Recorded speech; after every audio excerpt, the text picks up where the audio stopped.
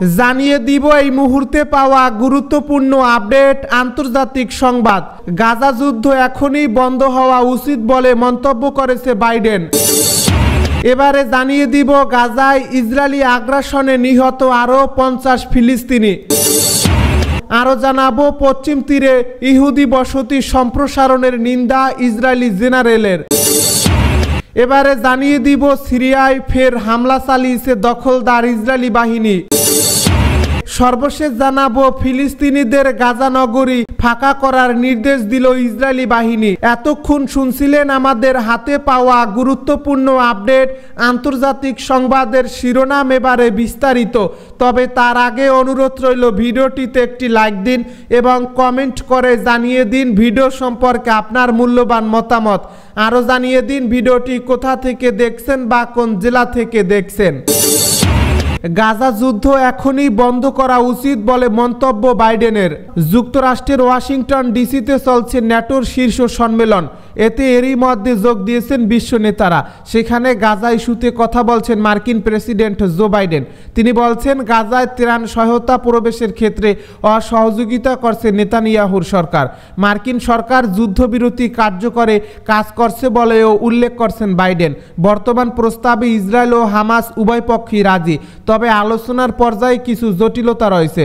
Biden আরও বলেন, এখনও অনেক সমস্যা রয়েছে, কিন্তু আমরা সমাধানের চেষ্টা করছি। বিষয়টি ইতিবাচক রয়েছে এবং চুক্তি কার্যকর করার ক্ষেত্রে আমি বদ্ধপরিকর। তাছাড়া এই যুদ্ধ এখনই বন্ধ হওয়া উচিত বলেও মন্তব্য করেছেন তিনি। এদিকে ইসরায়েলি যুদ্ধাপরাধ ও গাজায় আন্তর্জাতিক আইন লঙ্ঘনের ক্ষেত্রে যুক্তরাষ্ট্রের প্রেসিডেন্ট জো বাইডেন ও তার প্রশাসন সহযোগী বলে মন্তব্য করেছেন তুরস্কের প্রেসিডেন্ট রিসেপ তাইয়েপ এরদোয়ান।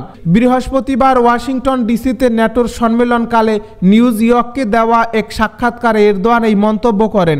তুরস্কের প্রেসিডেন্ট ইসরায়েলি বাহিনীর বেসামরিক নাগরিকদের নৃশংস হত্যা, হাসপাতাল ও ত্রাণ সেন্টারে হামলার বিষয়টিও উল্লেখ করেন।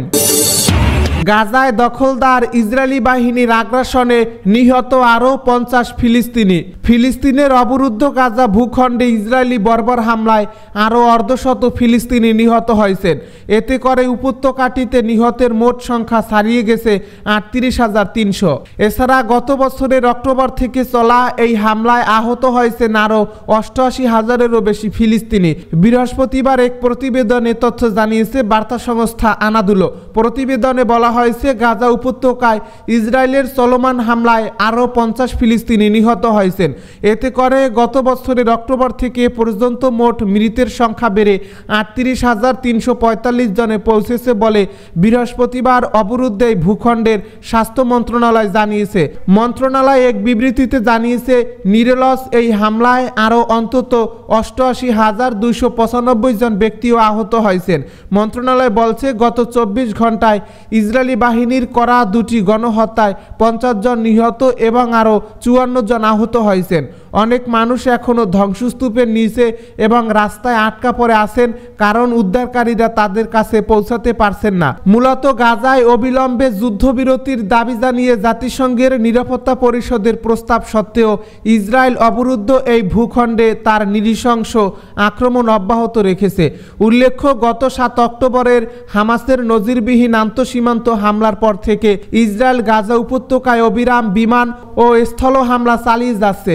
ইসরায়েলি এই হামলায় হাসপাতাল, স্কুল, শরণার্থী শিবির, মসজিদ, গির্জা সহ হাজার হাজার ভবন ক্ষতিগ্রস্ত বা ধ্বংস হয়ে গেছে। এছাড়া ইসরায়েলি আগ্রাসনের কারণে প্রায় 20 লাখেরও বেশি বাসিন্দা তাদের বাড়িঘর ছাড়তে বাধ্য হয়েছেন। মূলত ইসরায়েলি আক্রমণ গাজাকে ধ্বংসস্তূপে পরিণত করেছে। জাতিসংঘের মতে ইসরায়েলের বর্বর আক্রমণের কারণে গাজার প্রায় 85% ফিলিস্তিনি বাস্তুচ্যুত হয়েছেন। আর খাদ্য, বিশুদ্ধ পানি এবং ওষুধের তীব্র সংকটের মধ্যে গাজার সকলেই এখন খাদ্য নিরাপত্তাহীন অবস্থার মধ্যে রয়েছেন। এছাড়া অবরুদ্ধ এই ভূখণ্ডের 60% অবকাঠামো ক্ষতিগ্রস্ত বা ধ্বংস হয়ে গেছে। ইসরায়েল ইতিমধ্যেই আন্তর্জাতিক বিচার আদালতে গণহত্যার অভিযোগে অভিযুক্ত হয়েছে। পশ্চিম তীরে ইহুদি বসতি সম্প্রসারণের নিন্দা ইসরায়েলি জেনারেলের। ফিলিস্তিনের অধিকৃত পশ্চিম তীরে ইহুদি বসতি সম্প্রসারণের নিন্দা করেছেন ইসরায়েলের সামরিক বাহিনীর একজন জেনারেল। একই সঙ্গে এই অঞ্চলে বসতি স্থাপনাকারীদের সহিংসতার সমালোচনা করেছেন তিনি। এমনকি ফিলিস্তিনি বাসিন্দারা কোনো ধরনের হুমকি সৃষ্টি করে না বলেও মন্তব্য করেছেন বিদায়ী এই ইসরায়েলি জেনারেল।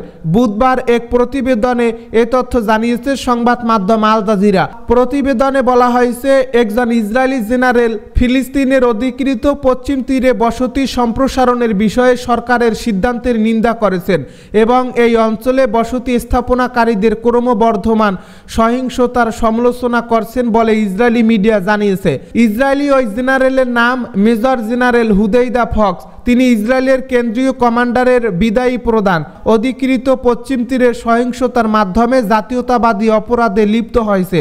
তিনি আরও বলেন, ইসরায়েলি বসতি স্থাপনকারীদের এই কর্মকাণ্ড পশ্চিম তীরে ফিলিস্তিনি বাসিন্দাদের মধ্যে বিশৃঙ্খলা ও ভয়ের বীজ বপন করছে, যারা কোনো হুমকি সৃষ্টি করেনি। আবারও সিরিয়ায় হামলা চালিয়েছে ইসরায়েল। লেবানন সীমান্ত লাগোয়ায় সিরিয়ার উপকূলীয় শহর বানিয়াসে ড্রোন হামলা চালিয়েছে ইসরায়েলের সামরিক বাহিনী। সিরিয়ান অবজারভেটরি ফর হিউম্যান রাইটসের বরাত দিয়ে ফরাসি বার্তা সংস্থা এক প্রতিবেদনে তথ্য জানানো হয়েছে। ফিলিস্তিনি মিত্র হামাসের সাথে গত অক্টোবর ইসরায়েলের যুদ্ধ শুরু হওয়ার পর থেকে প্রায় প্রত্যেক দিনই ইসরায়েলে হামলা চালিয়ে আসছে লেবাননের ইরান সমর্থিত সশস্ত্র গোষ্ঠী Hezbollah.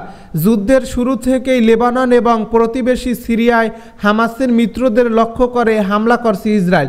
Syrian observatory for human রাইটসের প্রধান রামি আবদেল রহমান বলেছেন, লেবানন সীমান্ত লাগোয়ায় সিরিয়ার সেনাবাহিনীর একটি তল্লাশি চৌকির কাছে হিজবুল্লাহর সদস্যদের গাড়িতে ইসরায়েলি বাহিনী ড্রোন হামলা চালিয়েছে। এতে ওই হামলায় কমপক্ষে 2 জন নিহত ও 1 জন আহত হয়েছেন। নাম প্রকাশ না করার অনুরোধ জানিয়ে ইরান সমর্থিত গোষ্ঠী হিজবুল্লাহর ঘনিষ্ঠ একটি সূত্র এএফপিকে বলছে, হামলায় হিজবুল্লাহ প্রধান নাসরুল্লাহর একজন সাবেক দেহরক্ষী নিহত হয়েছেন। তার ডাকনাম কারানা বাস বলে জানিয়েছেন তিনি। হিজবুল্লাহর এক বিবৃতিতেও একই ডাকনামের একজন যোদ্ধার প্রাণহানির এ তথ্য জানানো হয়েছে। ফিলিস্তিনিদের গাজানগরী ফাঁকা করার নির্দেশ দিল ইসরায়েলি বাহিনী। গাজানগরীতে অবস্থানকারী সব ফিলিস্তিনিকে শহরটি ছেড়ে যেতে নির্দেশ দিয়েছে ইসরায়েলি সামরিক বাহিনী। তাদের গাজা ছেড়ে দক্ষিণ দিকে যেতে বলা হয়েছে। উত্তর, দক্ষিণ ও মধ্য গাজায় ইসরায়েল নতুন করে হামলা জোরদারের পরিপ্রেক্ষিতে এমন নির্দেশ দেওয়া হয়েছে, খবর আল জাজিরা। উত্তর, দক্ষিণ ও মধ্য গাজায় ইসরায়েলি হামলায় গত 48 ঘন্টায় বেশ কয়েকজন ফিলিস্তিনি নিহত হয়েছেন। বুধবার উড়োজাহাজ থেকে লিফলেট ফেলে গাজানগরীতে থাকা সব ফিলিস্তিনিকে শহর ছাড়তে বলা হয়। তাদের নিরাপদে দক্ষিণের দেইর আল বালহা ও আজ জাওয়াইদায় যেতে বলা হয়। তবে ইসরায়েলি সামরিক বাহিনীর এই নির্দেশ না মানতে গাজানগরীর বাসিন্দাদের প্রতি আহ্বান জানিয়েছে হামাস শাসিত গাজা উপত্যকার স্বরাষ্ট্র মন্ত্রণালয়। তারা এই নির্দেশকে ফিলিস্তিনিদের বিরুদ্ধে ইসরায়েলি সামরিক বাহিনীর মনস্তাত্ত্বিক যুদ্ধের অংশ হিসেবে বর্ণনা করেছে। গাজার আল আওদাহ নামের একটি বিদ্যালয়ে ইসরায়েলি বিমান হামলার একদিন পরই গাজানগরী খালি করার নির্দেশ এলো। এই হামলায় অন্তত 30 জন নিহত হয়েছে, আহত 53 জন। হতাহতদের বেশিরভাগই নারী ও শিশু। জাতিসংঘ বলছে, গাজানগরী খালি করার ইসরায়েলি নির্দেশ ফিলিস্তিনি পরিবারগুলোর ভোগান্তিকে আরও তীব্র করে তুলবে। তাদের মধ্যে এমন অনেকে আছে যারা বহুবার বাস্তুচ্যুত হয়েছে। জাতিসংঘ মহাসচিব অ্যান্তোনিও গুতেরেসের মুখপাত্র স্টিফেন দুজারিক বলেন, বেসামরিক নাগরিকদের সুরক্ষা অবশ্যই নিশ্চিত করতে হবে। দেইর আল বালহাতে থাকা আল জাজিরা প্রতিবেদক বলেন, ইসরায়েলি হামলা জোরদার হওয়ায় গাজা নগরীতে থাকা বাসিন্দাদের মনে হচ্ছে তারা আটকা পড়ছে। তারা কোথায় যাবে তা জানেন না। এখানে কোনো বেসামরিক প্রতিরক্ষা দল নেই, নেই রেড ক্রুসও। ফিলিস্তিনিদের নিরাপদে সরিয়ে নেওয়ার কেউ এখানে নেই।